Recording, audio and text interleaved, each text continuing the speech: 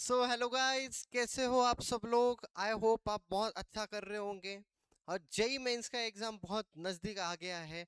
और जैसे कि हम आपको पता ही है, हम लोग इम्पोर्टेंट क्वेश्चन की सीरीज लेके आए हैं आपके लिए।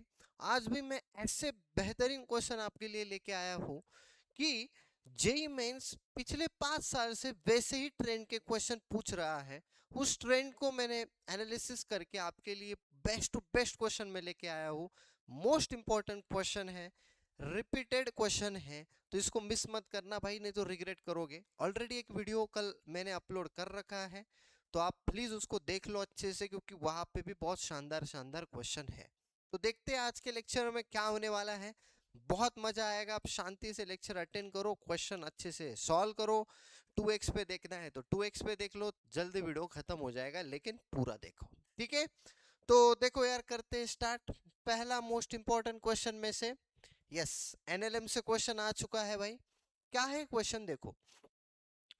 The two blocks A and P, each of mass m, are placed on a smooth horizontal surface.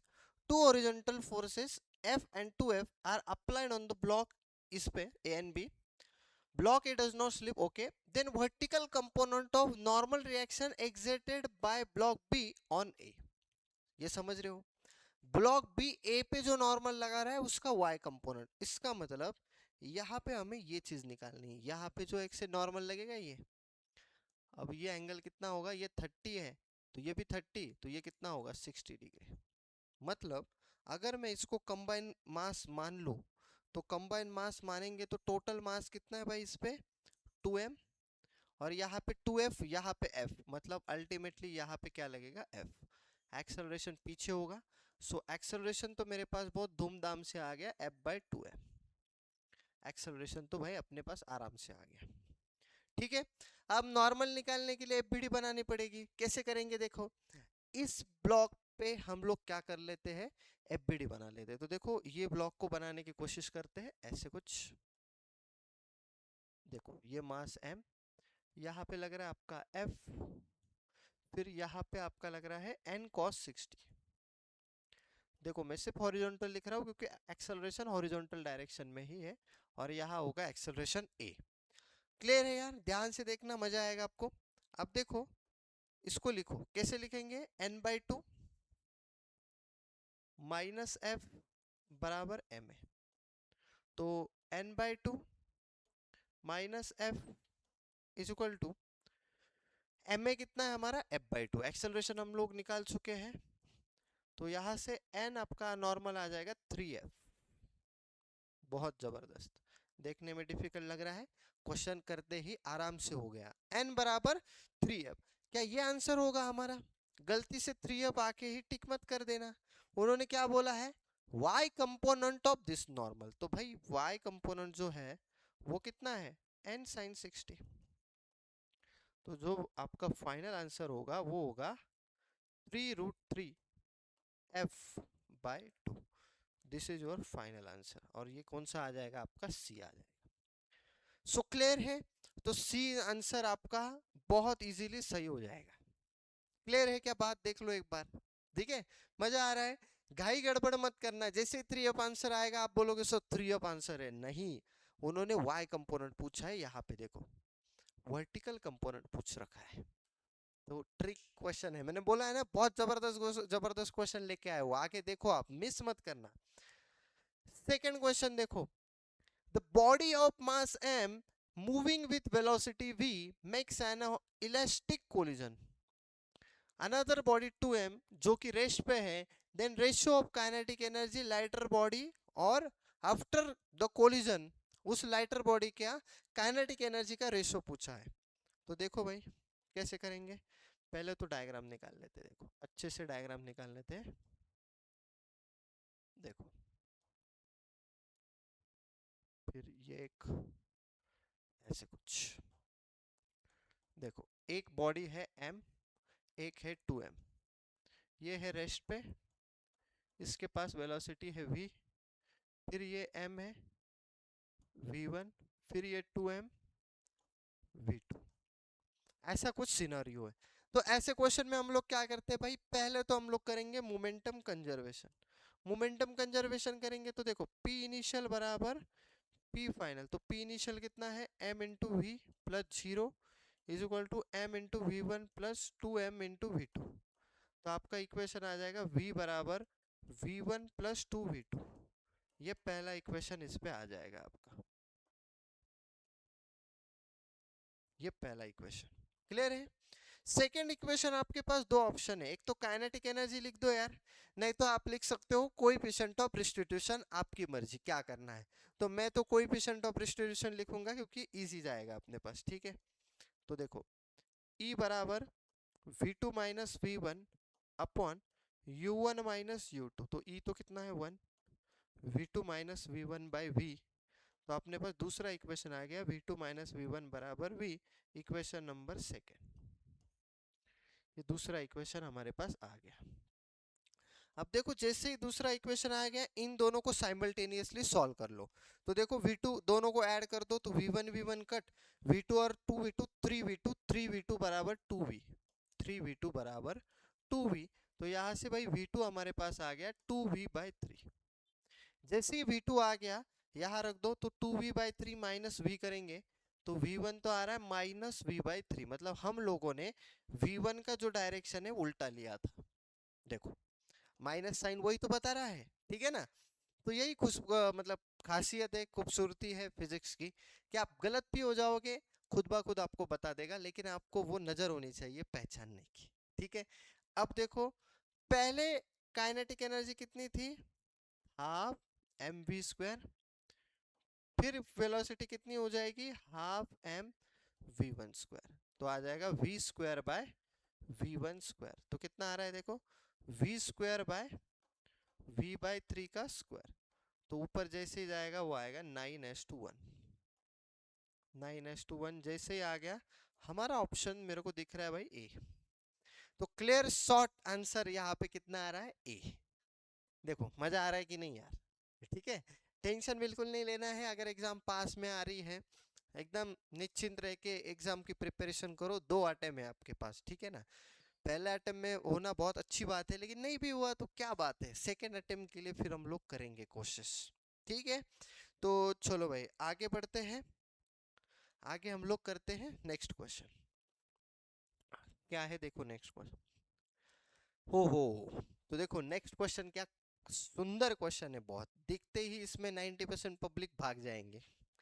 क्या है question, the bead of the mass m is located on a parabolic wire, और जो parabola का equation हमें दे रखा है x square बराबर 4ay, ठीक है। The wire frame is fix in vertical plane और रिलीज किया है y is equal to 4a से। उन्होंने पूछा है एक्सेलरेशन, कहाँ पे एक्सेलरेशन पूछा है, x is equal to a पे एक्सेलरेशन पूछा है टेंजेंशियल। अब इसको कैसे अप्रोच करें, इट्स वेरी इंपॉर्टेंट। तो देखो पहले तो हम लोग y को लिख लेंगे एक्स स्क्वायर बाय 4a, तो dy/dx कितना आ जाएगा x अपॉन 2a, समझ पा रहे हो, x अपॉन 2a। x कितना होगा अगर y a यहां डाल देंगे, देखो x square is equal to क्या है 4ay, और y कितना है हमारा x square is equal to 4a into a, तो x बराबर प्लस माइनस 2a आ जाएगा। तो हम लोग प्लस की बात कर लेते हैं, तो जैसे ही प्लस इधर डालेंगे 2a/2a, तो यहां से आपका आ रहा है dy/dx, जो कि कितना होता है भाई tan थीटा, वो कितना आ गया हमारे पास 1। जैसे ही tan थीटा को हमने 1 कर दिया एंगल कितना आ गया हमारा, बोलो एंगल यार हमारा आ गया कितना, एंगल आ गया थीटा बराबर 45 डिग्री। वाह वाह वाह। अब जैसे एक बार थीटा आ गया यार अब तो बात खत्म। एक्सेलरेशन कितना होगा, एक्सेलरेशन होगा हमारा g साइन थीटा, तो g साइन 45 डिग्री, तो 45 डिग्री मतलब आंसर हो जाएगा g/√2, ये आपका एक्सेलरेशन हो जाएगा। वाह क्या जबरदस्त क्वेश्चन है, मैं भी अभी देख रहा हूँ ये क्वेश्चन, फर्स्ट टाइम मैं यही सॉल्व करता हूँ, ठीक है ना। तो बहुत अच्छा क्वेश्चन था ये सच में। तो आंसर आ गया g/√2, तो इसको ऐसे अप्रोच करना होता है, समझ लो। Very very very important question. ठीक है, आगे बढ़ते हैं। The PV curve of the thermodynamic process is given in the diagram for a gas. Find the work done of this process. Plain question JEE mains का कैसे करेंगे? अब देखो, अगर आप इस पॉइंट को देखोगे, ये पॉइंट और ये पॉइंट, तो इस पॉइंट पे भी 50 आ रहा है, इस पॉइंट पे भी 50 आ रहा है, मतलब क्लियर शॉट दिख रहा है आइसोथर्मल प्रोसेस है। तो अगर आइसोथर्मल प्रोसेस है ये, तो अगर ये आइसोथर्मल प्रोसेस है, तो भाई आपका वर्क डन जो आ जाएगा, वर्क डन आ जाएगा PV L N V two by V one. अब पीवी कितना हो जाएगा 50, L N V two by V one कितना हो जाएगा 10। तो भाई ये वर्क डन आ जाएगा आपका पास 50 L N 10 joule. This is your answer. Clear है बात? ठीक है ना? एल एन 10, अब यार एल एन 10 की वैल्यू मुझे नहीं पता। एल एन 10 कितना होता है यार? कैसे करेंगे इसको? एल एन 10 निकालना हो तो एल एन 1 प्लस एक्स की सीरीज क्या आती है? एफ एक्स,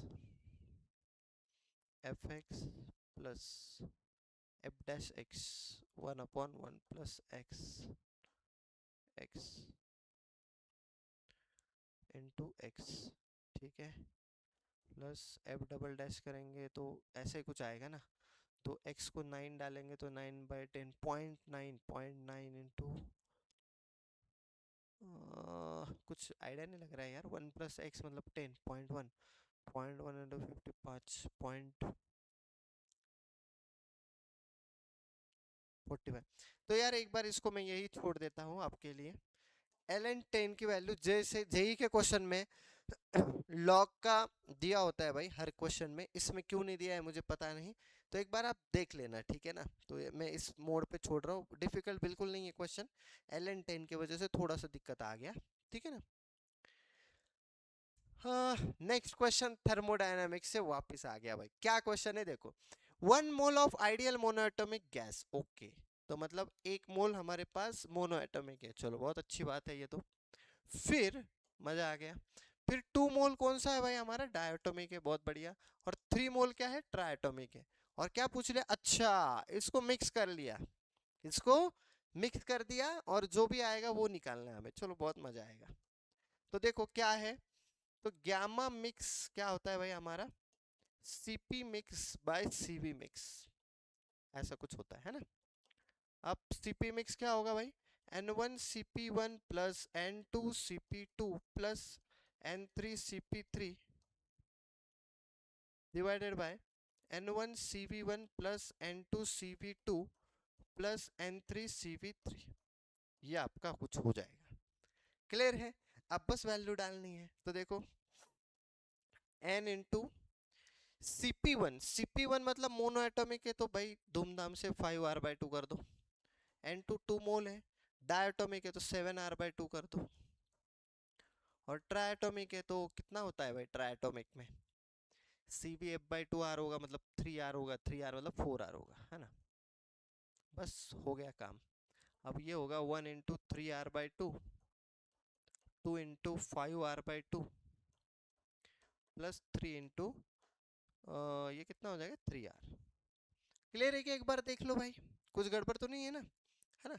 अब देखो R सब जगह से कट कर दो, R जैसे ही कट कर दोगे तो ये आएगा 5/2, 5/2 प्लस 7 प्लस 12, फिर ये कितना आएगा 3/2 प्लस 5 और 9, 5 और 9। हाँ हाँ, क्लियर है? कुछ अजीब आ रहा है लेकिन देखते 19 देख लेते हैं। 19 प्लस 38, 38 प्लस 5, 43/2 ऊपर आ रहा है, और नीचे क्या आ रहा है? 14, 28, 31/2। तो यहाँ से 2 कट होके 43/31। अजीब ही आ रहा है भाई ये तो। अच्छा, उन्होंने ये दिया है अल्फा/बीटा, चलो ये तो अच्छा किया। मतलब अल्फा जो हमारे पास है 43 है, और बीटा क्या है 31 है। तो हमें निकालना है अल्फा माइनस बीटा/2। तो अल्फा माइनस बीटा करेंगे तो 8/2, 8/2 मतलब आंसर 4 आ जाएगा। मजा आ गया, 4। ये अपना आंसर 4 आ गया। क्लियर है? Yes sir. चलो तो आगे बढ़ते हैं यार, देखते हैं। प्रोजेक्टाइल से क्वेश्चन आ गया, वाह वाह वाह। देखो प्रोजेक्टाइल तो एवरग्रीन टॉपिक है। The projectile is fly from velocity v making eight angle theta with horizontal, what is the angular momentum, क्या पूछा है हमें, angular momentum. What is the angular momentum of projectile eight, कहां पे पूछा है, highest point about the starting point. Okay, starting point से हमें देखना है। क्लियर है यार। अब देखो कैसे करते हैं, मजा आता है। देखो ये ऐसा कुछ सरफेस है मान लो, ना रे, ये यू है, ये थीटा है, ये ऐसे कर लो। अब देखो हाईएस्ट पॉइंट मतलब कौन सा होगा, ये वाला। तो हाईएस्ट पॉइंट मतलब ये, यहाँ पे वेलोसिटी कितनी होगी, u cos थीटा, ये h max हो जाएगा। क्लियर है बात। अब देखो जो एंगुलर मोमेंटम, ये पॉइंट O दे रखा है, तो एंगुलर मोमेंटम mo कितना होगा, mv इंटू आर परपेंडिकुलर, तो m तो m रहेगा, वेलोसिटी कितनी u cos थीटा, और r परपेंडिकुलर कितनी रहेगी, h max। सही बोल रहा हूं मैं एकदम, बिल्कुल सर। तो LO कितना हो जाएगा भाई, mu cos थीटा, और h max का फॉर्मूला डाल दो, u square sine square theta by 2g। तो यहां से हमारा आंसर आ रहा है LO बराबर mu cube by 2g sine square theta cos theta. देख लो ये आंसर मैच हो रहा है कि नहीं, नारे नारे नारे, कौन सा है भाई, ये देखो। तो डी ऑप्शन हमारा मैच हो गया। देखो यार ये तो डायमेंशन ही लेस है, डायमेंशन लेस मतलब डायमेंशन ही मैच नहीं हो रहा है, तो दो को हटा दो, डायरेक्ट 50% प्रोबेबिलिटी पे आ गए। तो दोनों में से एक जय माता दी करके मार दो, तुक्का मारना चाहिए अगर 50% की प्रोबेबिलिटी हो तो अगर आपको जानना है कब गेस वर्क करना है, कैसे गेस वर्क करना है, पेपर अटेम्प्ट कैसे करना है, तो कमेंट में बताओ, वो वीडियो मैं आपके लिए बना सकता हूँ।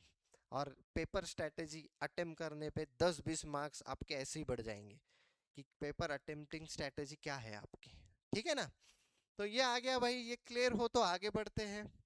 समय की कमी आपकी भी है, मेरे पास भी नहीं है, तो समय की कमी दोनों की है, दोनों की दोनों के पास बहुत कम समय है, तो जल्दी जल्दी क्लियर करते हैं। देखो, the particle is attached to the lower end of the uniform rod which is at hinge at its other end as shown in the figure. The minimum speed given to the particle so that rod performs circular motion in a vertical plane will be okay यार। अब जो लोग मन में सोच रहे इसका answer root physeal होगा, उनको भाई गलत, ठीक है, रूट फाइजियल नहीं होगा। और इसलिए मैंने ये क्वेश्चन यहाँ पे डाला है, रूट फाइजियल नहीं होगा इसका आंसर। क्यों, क्योंकि ये रॉड है। तो कैसे करेंगे इसको, देखो रॉड का क्वेश्चन है तो इसको कैसे करना है, तो समझो आप इसको। इस पे तो पहले काइनेटिक एनर्जी हमें लिखना पड़ेगा। काइनेटिक एनर्जी क्या होगी रोटेशनल केस में, हाफ आई ओमेगा स्क्वायर। तो हाफ आई कितना होगा, रॉड हिंज किया है कॉर्नर पे, तो M L square by 3 plus M L square into omega square क्या होगा आपका, V square by L square. तो सॉल्व करोगे तो ये आ रहा है कुछ 3 4 2/3 mv स्क्वायर। और ये बैलेंस कौन करेगा, पोटेंशियल एनर्जी। अब पोटेंशियल एनर्जी कैसे बैलेंस करेगी, पहले mgl पे था, सेंटर ऑफ मास पे, देखो ऊपर जाएगा 2l हो जाएगा, तो mgl प्लस mg2l, तो 3mgl हो जाएगा। अब दोनों को इक्वेट मारना है भाई बस, तो कैसे करेंगे इक्वेट, तो 2/3 mv square is equal to कितना आ रहा है, 3mgl। तो उड़ गया, 9/2 मतलब वेलोसिटी आ गई अंडर रूट 4.5 GL। आया कि नहीं मजा, बोलो। बहुत मजा आया, बहुत मजा आया, बहुत मजा आया। ठीक है, this is most important question है भाई, क्या बताऊँ आपको, सी आ गया 4.5 GL। देखो यार ये ऑप्टिक्स का क्वेश्चन है, ठीक है ना, ऑप्टिक्स का। तो क्या है, ray of light is incident at angle incidence 45 degree, equilateral prism में 45 डिग्री से बाहर भी निकल गया, चलो बहुत बढ़िया। तो इसकी डायग्राम निकाल देते हैं, ऐसे कुछ है, ऐसे ऐसे ऐसे, ये नॉर्मल मान लो, ये नॉर्मल मान लो, ये एंगल कितना दिया आपको 45 डिग्री, ये एंगल कितना दिया है 45 डिग्री। वैसे तो ये मिनिमम डेविएशन वाला केस है, ठीक है ना। तो इसको दो मेथड से मैं करके दिखाता हूँ आपको। पहले तो नॉर्मल मेथड, किसी को कुछ नहीं पता है तो हम लोग डायरेक्ट करेंगे जीरो मेथड से। तो क्या हो जाएगा, स्नेल्स लॉ लगा दो यहाँ से। तो 1 × sin 45 है ना, 1 × sin 45 इज इक्वल टू ये म्यू है मान लो, तो कितना हो जाएगा म्यू इंटू साइन R1। ये R1 है, ये R2 है, ठीक है। फिर ये हो गया पहला इक्वेशन। दूसरा इक्वेशन क्या आएगा, 1 × म्यू होगा ना, अंदर से बाहर जा रहे हैं हम लोग। म्यू इंटू साइन R2 बराबर 1 × sin 45 डिग्री। तो अगर ये दोनों इक्वेशन को आप कंपेयर करोगे तो ये देखो sin 45 तो कितना आ रहा है यहाँ पे, साइन R2 बराबर साइन R1। तो सर R1 बराबर R2 हो गया, ये हो गया। अब आगे की बात करते हैं, आगे कैसे होगा यार। और एक इक्वेशन की हमारे पास जरूरत है, तो कैसे होगा देखो। हम लोग क्या कर सकते हैं, हमें पता है R1 प्लस R2 A होता है, R1 प्लस R2 A होता है, तो A कितना हुआ 60 डिग्री। ये तीसरा इक्वेशन। तो R1 और R2 कितना आ गया 30 डिग्री। तो R1 बराबर R2 अगर 30 डिग्री तो डाल दो भाई किसी भी इक्वेशन में, फर्स्ट इक्वेशन में डाल दो। तो कितना हो जाएगा 1/√2 बराबर म्यू 1/2। तो म्यू कितना आ गया मेरे पास √2। कितना आ गया म्यू √2। तो यहां से अपना आंसर मैच हो गया √2। अब मान लो किसी को नहीं इतना करना है, शॉर्टकट करना है, तो आपको पता चल गया भाई मेथड नंबर 2, ये रो मिनिमम वाला केस है। तो म्यू कितना आ जाएगा हमारे पास sine rho minimum plus A/2 upon sine A/2। Direct formula लगा दो, काम खत्म हो जाएगा। रो मिनिमम कितना होगा 2i माइनस आई कितना है 45, 90 माइनस 3 30, 30 प्लस A 60, 90/2 45, 1/√2/1/2 खत्म, डायरेक्ट √2 आ जाएगा, ठीक है। तो दो मेथड आपको मैंने बता दी है, आपकी मर्जी कैसे करना है, लेकिन करना जरूर। आगे बढ़ते हैं। वाह वाह वाह, एसएचएम का क्वेश्चन है क्या ये, ओके। देखते हैं क्या क्वेश्चन है। In the figure, all the springs are the identical, having the spring constant K, the mass m each, the block also mass m, the frequency। अच्छा, तो यहाँ पे स्प्रिंग का भी मास m दिया है, ओके। हल्का क्वेश्चन नहीं है ये, ऑप्शन देख लेते। ये तो हट गया, डायमेंशन पे हमेशा नजर रखनी भाई। तो देखो हट गया, नन ऑफ दिस भी तो बहुत कम चांसेस है। 3K, देखते दोनों में से आंसर होगा। तो फ्रीक्वेंसी क्या होगा हमारा 1/2 pi under root K equivalent by m plus m/3 total mass, ठीक है। अब देखो किससे करेंगे इसको, स्प्रिंग 3 है ना, तो इसलिए मैंने ऐसे किया है, ठीक है। ये टोटल मास है m टोटल,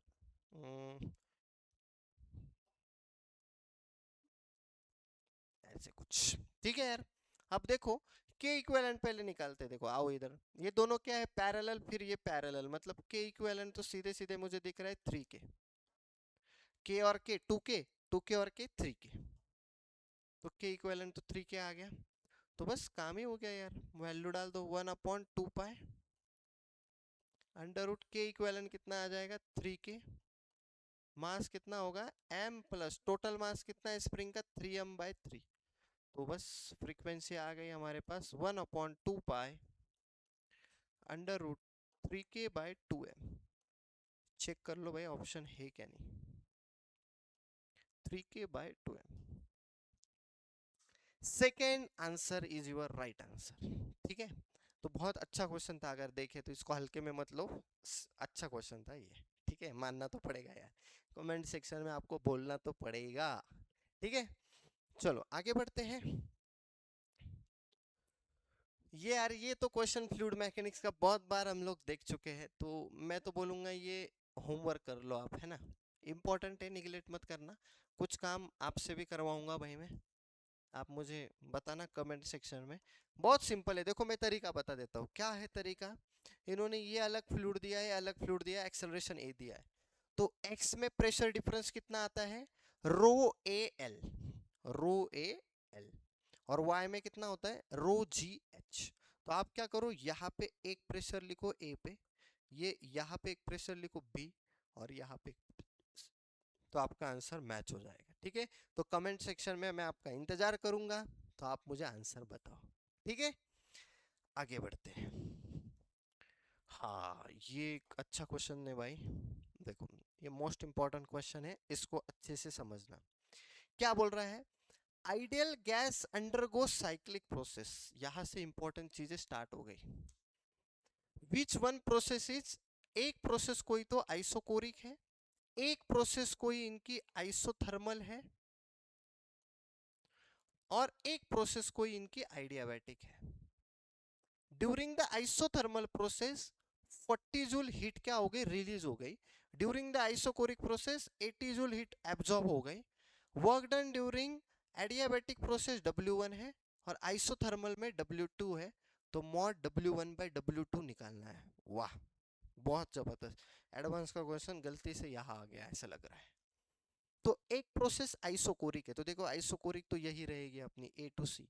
यहाँ पे कितना है, आइसोकोरिक एक प्रोसेस है, तो इसको बोलो आइसोकोरिक, ये बोलो आइसोथर्मल, और ये बोलो एडियाबैटिक। इतना बात क्लियर है आपको, है ना। अब बोल रहा है भाई ड्यूरिंग द आइसोथर्मल प्रोसेस, ये आइसोथर्मल प्रोसेस में 40 जूल हीट रिलीज हुई, रिलीज मतलब प्लस, मतलब यहाँ पे हीट कितना हो गया, 40 जूल। फिर बोल रहा है आगे, आइसोकोरिक प्रोसेस में 80 जूल एब्जॉर्ब हुई, मतलब यहाँ पे हीट क्या होगी, -80 जूल। ठीक है, और एडियाबैटिक में वर्क डन कितना है, W1, W1, और इधर वर्क डन कितना है, W2। समझ रहे हो यार अच्छे से। ठीक है, अब देखो मैं यही चीज यहाँ पे सुंदर हैंडराइटिंग में लिख देता हूँ आपके लिए। क्या क्या दिया है, तो उन्होंने दिया है अपने को QC2A दे रखा है हमारे पास -80 जूल, और एक इंफॉर्मेशन दी है उन्होंने A to B Q 40 joule है। फिर और एक इंफॉर्मेशन दी है, work done A to B को लिखा है W2, फिर लिखा है work done B to C को W1। ये सारी चीजें हमें पता है। अब देखो फोकस करते हैं क्वेश्चन पे। साइक्लिक प्रोसेस है भाई, तो साइक्लिक प्रोसेस है, तो पूरा ये साइक्लिक प्रोसेस है हमारा, तो मेरे को इतना पता है भाई बेसिक बेसिक, कि साइक्लिक प्रोसेस है ना, इसका मतलब भाई इसका डेल्टा यू तो जीरो होगा। मतलब डेल्टा क्यू मेरा होता है डेल्टा यू प्लस डब्ल्यू, तो डेल्टा क्यू टोटल कितना हो जाएगा, जो डेल्टा क्यू है टोटल, वो आपका हो जाएगा टोटल वर्क डन के बराबर। यहां से मुझे एक चीज तो मोटा मोटा समझ रही है, बराबर। अब टोटल क्यू मतलब कौन सी क्यू है, तो आप बोलोगे सर क्यू होगा हमारा, पहले क्यू होगा A to B plus Q B to C, A to B B to C, और C to A। और वर्क डन भी कैसे होगा, उतना ही होगा, A to B plus B to C plus C to A। ये समझ पा रहे हो कि नहीं यार, ठीक है ना। अब देखो सर A to B में क्यू कितना है, देखो 40 joule. B to C sir, B to C तो सर एडियाबैटिक है, और एडियाबैटिक में तो हीट जीरो होती है, तो ये जीरो। फिर C to A देखो इधर दिया है -80। फिर वर्क डन ए बी कितना है सर, ए बी तो W2 दे रखा है भाई। B to C कितना दिया है, W1। C to A क्या होगा, जीरो। आइसोकोरिक का वर्क डन जीरो। देखो, अब इसको अच्छे से कर लेते हैं हम लोग। देखो 40 -80 -40 बराबर कितना आ रहा है हमारे पास, W1 प्लस W2। ये इक्वेशन नंबर 1 बोल दो, इसको इसको 2 बोल दो। अब यार कहीं से भी मुझे और एक इक्वेशन लेके आना है, तो कैसे लेके आए, यही ट्रिक है देखो। हाँ, तो अगर मैं ए टू बी की बात करूं, ए टू बी कौन सी प्रोसेस है हमारी? ए टू बी है हमारी आइसोथर्मल प्रोसेस, आइसोथर्मल। और आइसोथर्मल में डेल्टा क्यू होता है 0। तो आइसोथर्मल में डेल्टा क्यू उन्होंने दे रखा है खुद 40, यू 0 होता है, और वर्क डन कितना है उसका W2। तो W2 वहां से डायरेक्ट आ गया मेरे पास 40 जूल। और W2 40 जूल है तो इधर डालो 40 40, तो W1 कितना आ गया हमारा? -80 जूल। वाह, बहुत जबरदस्त। देखो, अब उन्होंने सिंपली हमसे पूछ लिया है कि mod W1 bye mod W2 कितना होगा।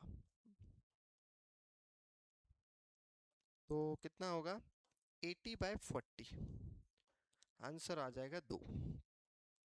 तो इतनी सारी मेहनत करने के बाद आंसर आ गया हमारे पास 2। Most important and beautiful question, बहुत जबरदस्त क्वेश्चन है, मुझे तो बहुत अच्छा लगा ये। बहुत हर एंगल से उसने आपका थर्मोडायनामिक्स चेक किया, सब साइन कन्वेंशन चेक किया, सारी चीजें चेक कर ली। तो इसका आंसर जो होगा 2 होगा। ओके, तो देख लो। हाँ, ये एक थोड़ा सा अच्छा क्वेश्चन दिख रहा है मेरे को, देखने में तो लग रहा है, बाकी तो करके देखते हैं। द ऑब्जर्वर ओ, यहाँ पे see the distance A B, मतलब ये 2r as infinitely large if refractive index is mu1 and glasses is mu2। इसका तो आंसर 2 लग रहा है मुझे देखते ही। ठीक है ना, कैसे लग रहा है बता रहा हूं मैं, गलत भी हो सकता है। देखो, फॉर्मूला लगा रहा है रिफ्लेक्शन का, यहां से B as object, B as object पे हमें ओ से क्या लगाना है फॉर्मूला, तो क्या हो जाएगा? mu2 by V minus mu1 by U बराबर mu2 minus mu1 by R. ये फॉर्मूला है आपका, ठीक है ना। अब देखो कैसे किया जाए। तो v क्या बोल रहा है, वो इन्फिनिटली लार्ज है, ऑब्जर्वर ओ से distance A B as infinitely large, मतलब v इन्फिनिटी आ रहा है। तो ये तो आएगा mu2 बाय इन्फिनिटी, फिर ये आ रहा है mu1 बाय यू, कितना है आपका? -2r।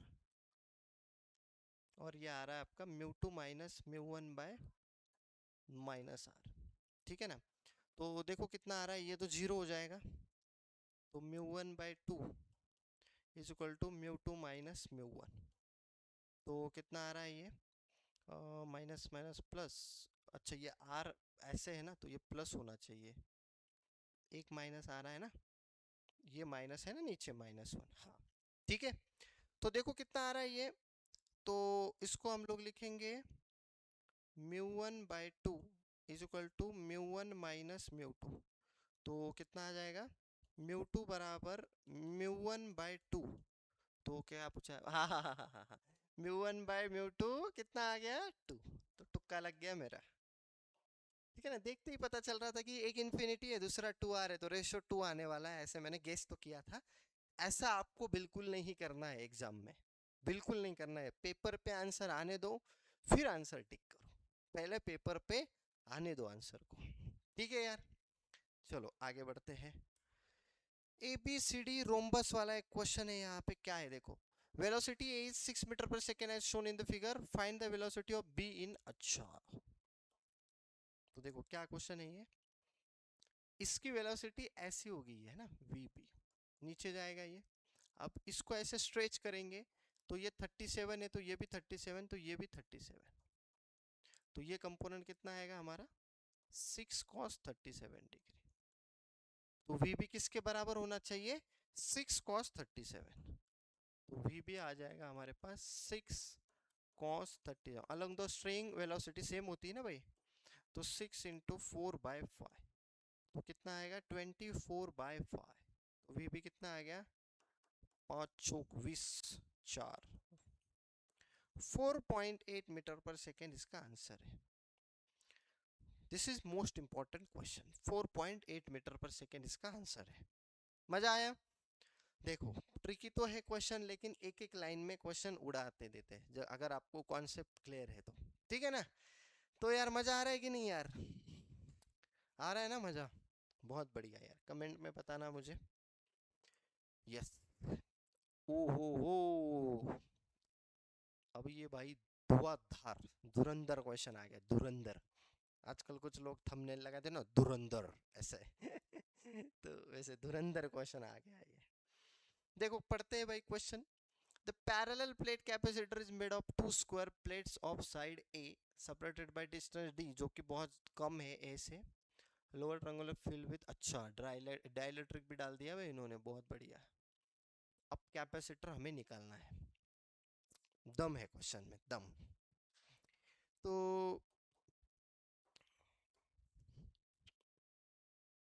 कैसे किया जाए?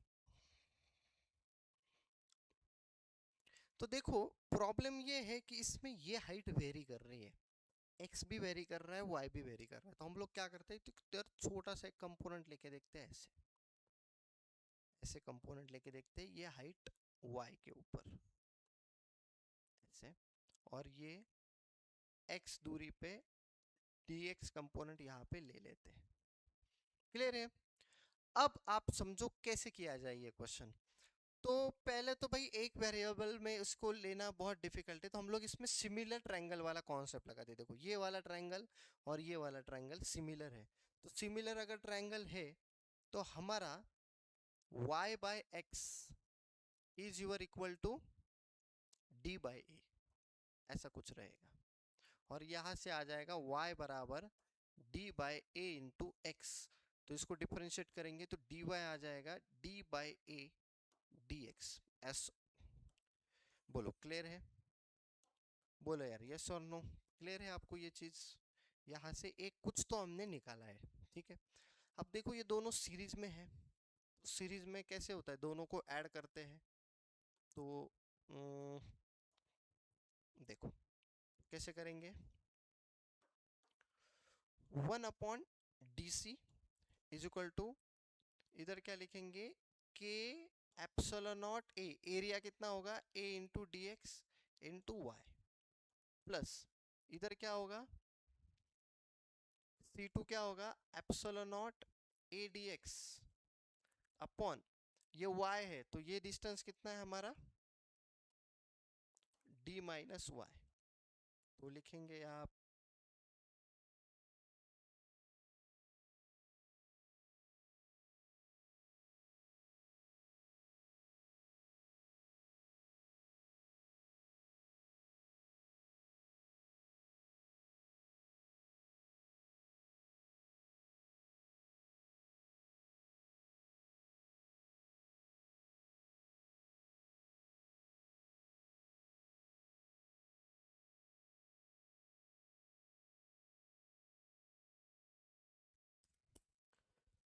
तो माइक थोड़ा बंद हो गया था, सेल खत्म हो गए, ठीक है ना। चलो कंटिन्यू करते हैं इसमें। हाँ तो ये आ गया। अब हमें यहाँ दिक्कत ये है कि y भी है x भी है, तो हमने ये रिलेशन निकाल के रखा है, तो इसको थोड़ा सा चेंज कर देते हैं।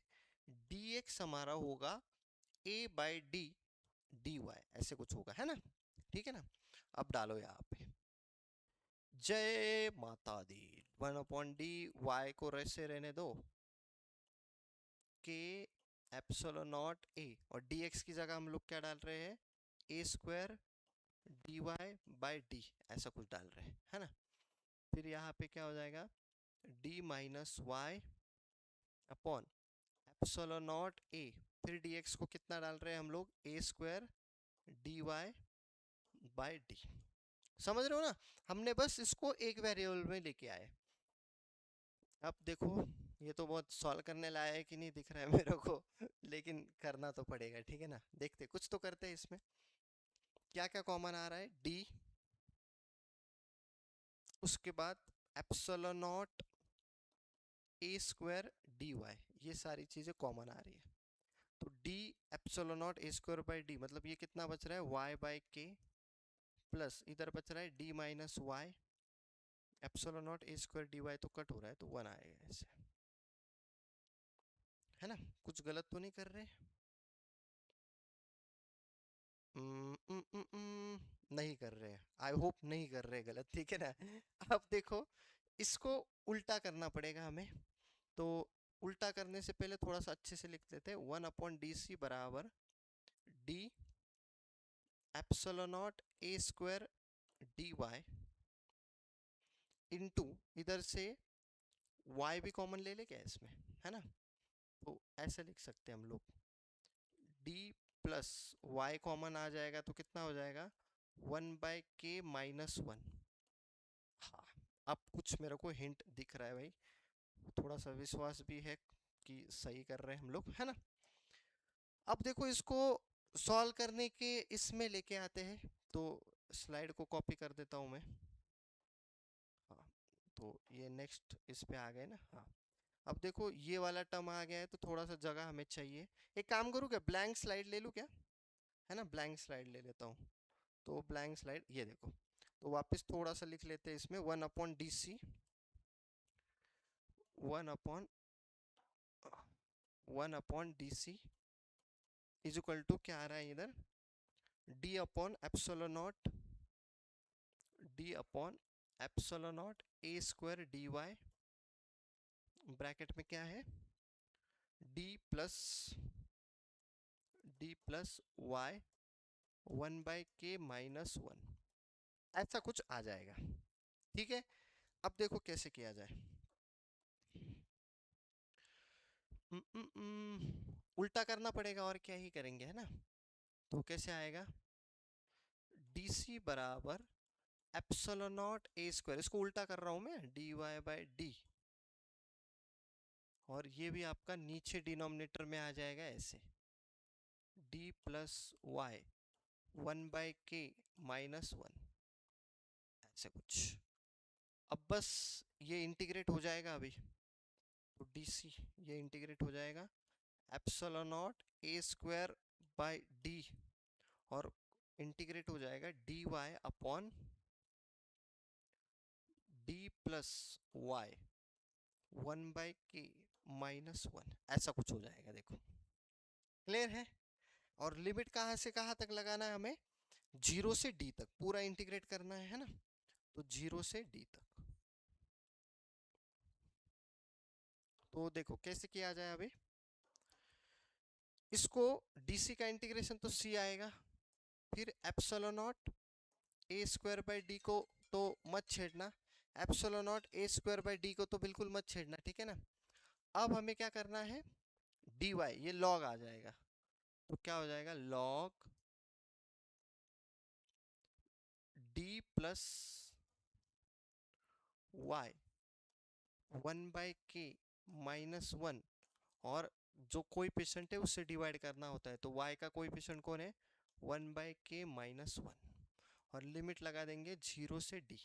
सही बोल रहा हूँ। अब c कितना आ जाएगा, k ऊपर चला जाएगा तो कितना हो जाएगा k ε0 A² d 1 - k, और अब देखो log में लिमिट लगाना है, तो log में जब 0 डालोगे आप, d जब डालोगे तो y की जगह d डालोगे तो कितना हो जाएगा, कर ही लेते हैं और क्या है, log d plus d 1/k-1, और जब 0 डालोगे तो कितना आएगा d, मतलब d तो कट हो रहा है सब जगह से, ठीक है ना। देखना एक एक स्टेप देखना बहुत अच्छे से, तो क्या हो जाएगा d कट हो गया, तो इधर से कितना आ रहा है c बराबर k ε0 A² d 1 - k, है ना, और यहां से कितना आ जाएगा log, ये देखो d खत्म होके कितना बच रहा है, सिर्फ 1/k बच रहा है। अब मुझे लग रहा है कि मैच तो होगा, उल्टा करेंगे तो माइनस एडजस्ट कर लो इधर, तो कितना होगा k ε0 A² d k-1 log k, और ये आपका आंसर मैच हो जाएगा। आई होप मैच हो जाए, ठीक है ना, ओवर कॉन्फिडेंस नहीं। k ε0² k ε0 A² d k-1, ये आंसर मैच हो रहा है।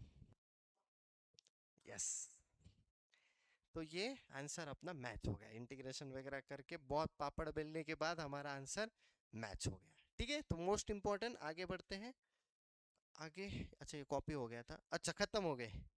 तो यस यार, आज हमने बहुत अच्छे अच्छे क्वेश्चन किए। आई थिंक आपको 100% मजा आ गया होगा, मुझे पूरी गारंटी है। ये क्वेश्चन करना भाई, आपको जेई मेंस में ऐसी टाइप के कुछ क्वेश्चन देखने को मिलेंगे यस मजा आ रहा होगा तो कमेंट में बताना, सपोर्ट करना। नेक्स्ट लेक्चर में मिलते हैं यार हम इसी जोश के साथ और एक वीडियो के साथ। तब तक all the best, thank you, जय हिंद।